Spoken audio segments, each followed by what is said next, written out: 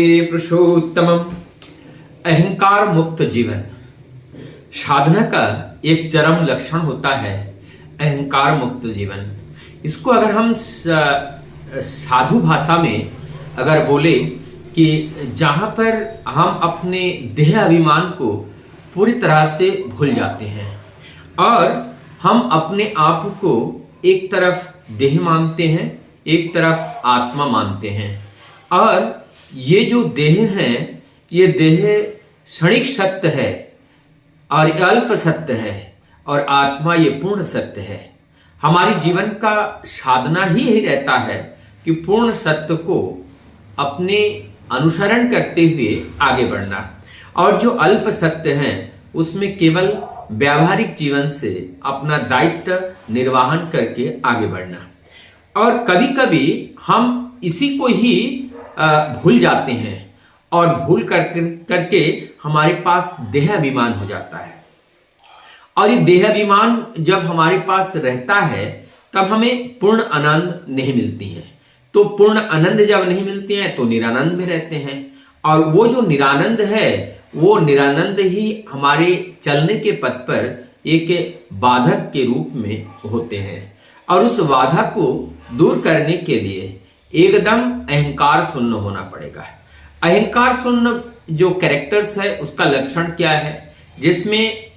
जिसमें शालीनता होती है, विनय होती है, जिसको शील कहते हैं। विनय, शील, ये सब एक अहंकार मुक्त जीव का लक्षण होता है। विनय का अर्थ होता है विशेष रूप से अपने को नत करना, और नत अर्थात बड़ों के सामने अपने आप को झुक के रहना।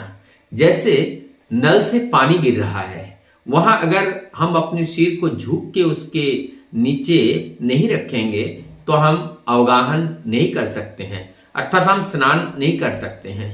और ठीक इसी प्रकार से हम अपने अंदर कुछ गुण को लेना चाहते हैं तो हमें उनके पास प्रश्न शून्य होकर के, प्रश्न शून्य का अर्थ क्या हुआ, यह बात भी बड़ा इंपॉर्टेंट और गंभीर है। इसे कहता है पहले तो प्रश्न आना चाहिए, और प्रश्न आते आते सारा प्रश्न हम समझ में आ जाए तो तब हम प्रश्न शून्य हैं। हमने प्रश्न किया ही नहीं और प्रश्न शून्य हो गया, ऐसा संभव नहीं है। बिना प्रश्न, पहले तो प्रश्न होना चाहिए और प्रश्न होने के बाद प्रश्न शून्य होते हैं। इसका एक जीवंत उदाहरण है। हमारे इस साइड में गन्ने का रस जलाया जाता है और कुल्लू में उसमें गुड़ बनाया जाता है। तो आपने देखा जो कढ़ाई में जब गन्ने का रस को दिया जाता है तो उसमें बहुत सारे झाग निकलती हैं, और उसके बाद जैसे जैसे उसको जलाया जाता है बाद में जो है वो झाग आना बंद हो जाते हैं। और जब झाग आना बंद होता है तब वो गुड़ भी बनते हैं, चीनी भी बनते हैं, मिश्री भी बनते हैं। लेकिन जब तक वो झाग नहीं आता है तब तक जो है ना तो गुड़ बनते हैं ना चीनी बनते हैं। तो वो झाग रूपी प्रश्न जब तक हमारे अंदर से निकल नहीं जाता है, वही गांठ है और वही संशय है, वही अज्ञानता है, वही अंधकार है। और ये सारी चीज जब गल जाते हैं ज्ञान के प्रकाश से, तब जाकर के निर्गुण होते हुए भी हम मतलब सर्वगुण संपन्न हो जाते हैं। अपने निर्गुण का अर्थ है कि अपने अस्तित्व को दरकिनार करते हुए जो परमानेंट है, जो चिरस्थायी अस्तित्व है, उसका अनुसरण करते हुए चलना। और ये सर्वगुण संपन्न हो जाना है, हमें विस्तार में जाना होगा। केवल हम अपने शरीर के अहंकार में पड़े रहेंगे तो हम विस्तार में नहीं जा पाएंगे। अब एक चीज सोचिए, जब एक भारी वस्तु वो एक जगह स्थिर रहेगा और यदि उसका कण सूक्ष्म हो जाए तो इस वायुमंडल में वो भ्रमण करता रहेगा। ठीक उसी प्रकार से हम देह अभिमान से अपने आप को एक जगह बांध लेते हैं, जड़ कर लेते हैं, जड़वत कर लेते हैं, तो हमें विस्तार में नहीं जा सकते हैं। और जब हम विस्तार में नहीं जाते हैं तो हमारी जीवन में जो आनंद है वह आनंद की अनुभूति नहीं होती है।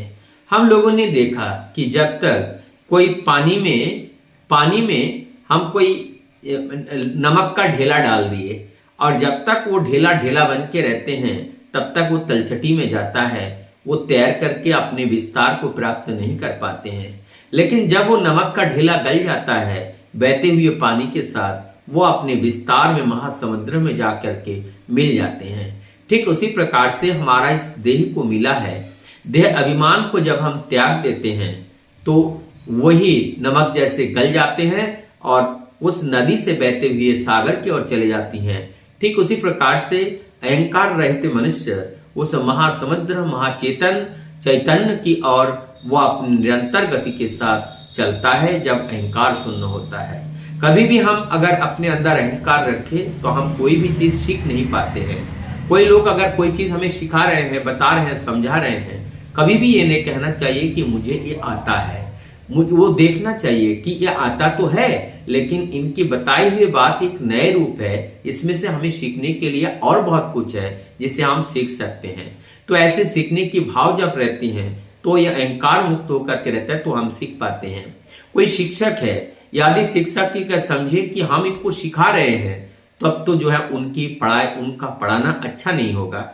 और यदि अपने शिक्षक के अहंकार को त्याग करके वो बताएं कि हम सहज रूप से जितना हमें आता है उतना हम आप लोगों को बता रहे हैं, और हम पढ़ाते पढ़ाते आप लोगों से भी हम निरंतर सीखते रहते हैं, तो ये शिक्षक की भावना, अहंकार की भावना, ज्ञान देने की भावना अगर ना रहे, शिक्षार्थी बन करके अगर हम रहते हैं तो हम दूसरे की सेवा दे सकते हैं।